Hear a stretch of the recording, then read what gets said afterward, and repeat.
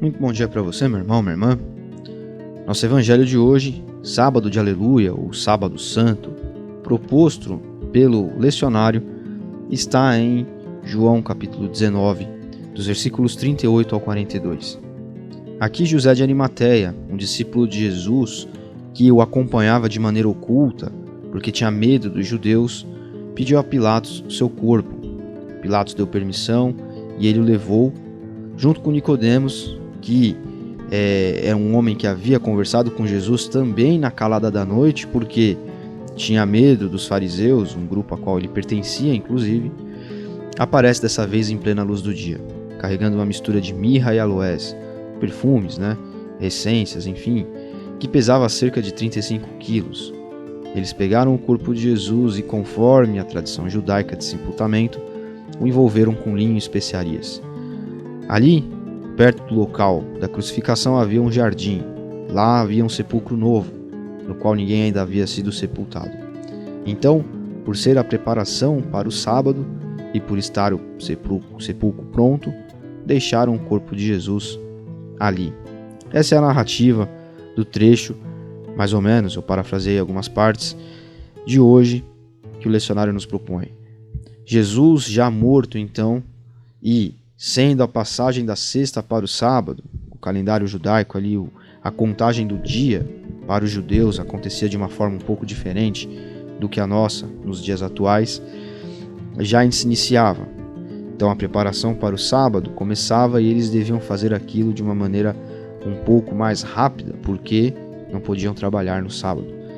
E aqui pairava uma tristeza muito grande, não só nesses dois homens, mas nos discípulos e aquelas pessoas que acompanhavam Jesus e criam nele, porque para todos eles o fim havia chegado. Ali havia acabado a esperança, porque Jesus estava morto. Eles não tinham a noção, talvez não tinham a fé, ou talvez não tinham entendido plenamente ainda, que Jesus precisava passar por esse processo antes de ressurgir, então, vencedor, mostrando então cabalmente e de maneira terminal a sua divindade, o seu poder sobre tudo, inclusive sobre a própria morte. Porque quando ele ressuscita Lázaro, por exemplo, é o poder sobre a morte do outro.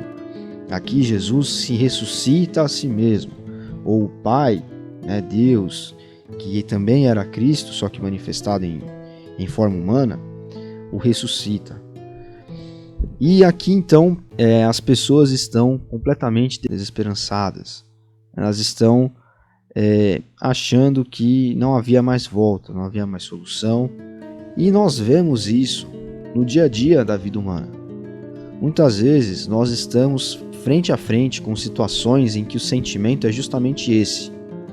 Situações em que para nós já não há mais esperança. Nós estamos tão decepcionados com o desfecho de algo que para nós acabou ali e não há chance daquilo ser revertido. E aí você pode pensar em uma série de coisas.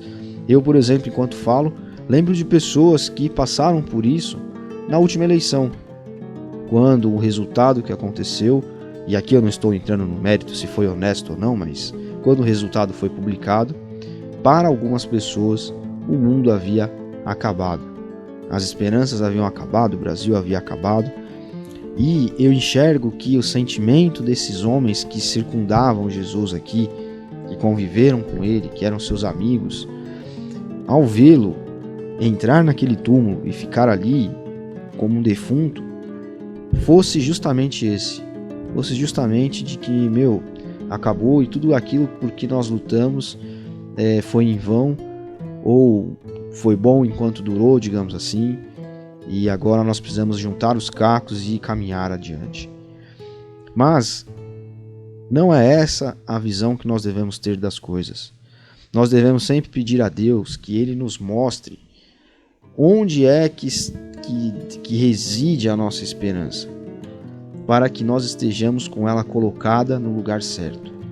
Talvez por falta de fé, por falta de visão, por falta de se lembrarem do que Jesus havia falado a eles, esses homens tivessem esse sentimento naquele momento. Mas não é esse o sentimento que Deus quer que nós, seus filhos, sintamos. Então, que a partir do evangelho de hoje, que nos narra essa cena tão triste, essa cena que parece o fim, essa cena que parece sem volta, que isso nos ensine que nada neste mundo, quando acontece com a vontade de Deus ou quando vai contra a sua vontade, é de fato o fim. Muitas vezes o que nós enxergamos como fim pode ser um novo começo em Deus. Muitas vezes o que nós enxergamos como fim, na verdade, é o fechamento de um ciclo, de um processo que Deus quer que nós passemos. E nós só passaremos por ele se confiarmos, se depositarmos a nossa confiança no lugar certo, na pessoa certa. E o lugar certo e a pessoa certa são Jesus Cristo e o seu Evangelho. Então, que a partir desse Evangelho de hoje, esse texto proposto para nós hoje, nós possamos sempre colocar no nosso coração no lugar correto. A nossa esperança em quem de fato pode fazer acontecer, em quem de fato pode transformar o fim em um novo começo. E que nós estejamos sempre conectados a Deus de tal forma que saibamos, pela palavra dele, pelo que ele nos fala ao nosso íntimo, se aquilo é de fato um fim, se aquilo é só um fim de um ciclo, se é um novo começo.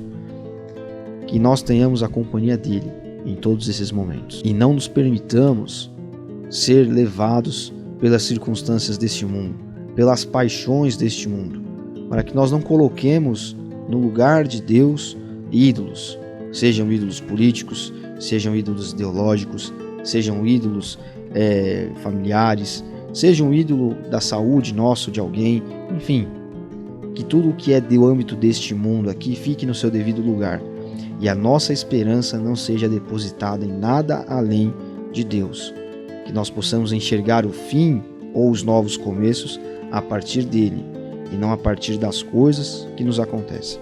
Deus abençoe você. Até amanhã.